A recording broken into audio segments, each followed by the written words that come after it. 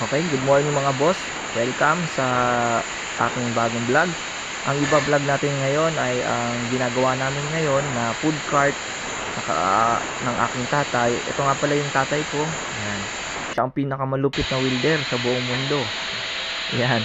Kasi ano pa lang, binata pa lang tatay ko, nagwe-welding na siya. Kaya talagang kabisado niya na yung pagwe-welding.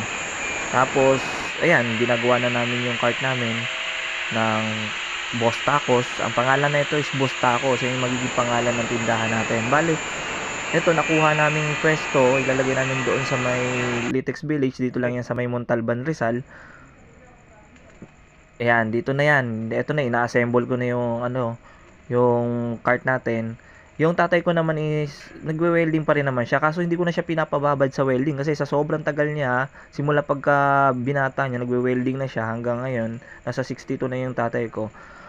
Yung mata niya talagang nabugbog na sa welding, kaya ako na lang muna. Pa-ispat-ispat yan pwede. Makakatulong ko yung papa ko. Kaya lang sa ngayon, pahinga na yung mata niya, kaya ako na naman yung nag-assemble. Nagwe-welding pa rin naman siya, pero ispat-ispat na lang mga boss. Ayan, makikita nyo yung food cart natin, malapit na yan, matapos susunod lang natin dyan yung mga dingding na, tapos yung medyo matrabaho pa rin naman kasi maglalagay pa tayo ng mga tarpaulin dyan, mga signage.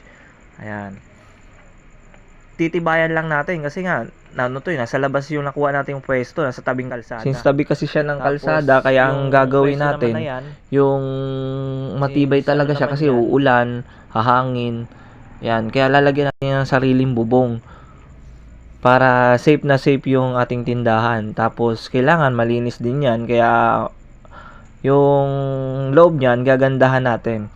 Abangan nyo to mga boss, yung continuous na vlog ko. Abangan nyo kasi maganda talaga tong vlog, yung tindahan natin.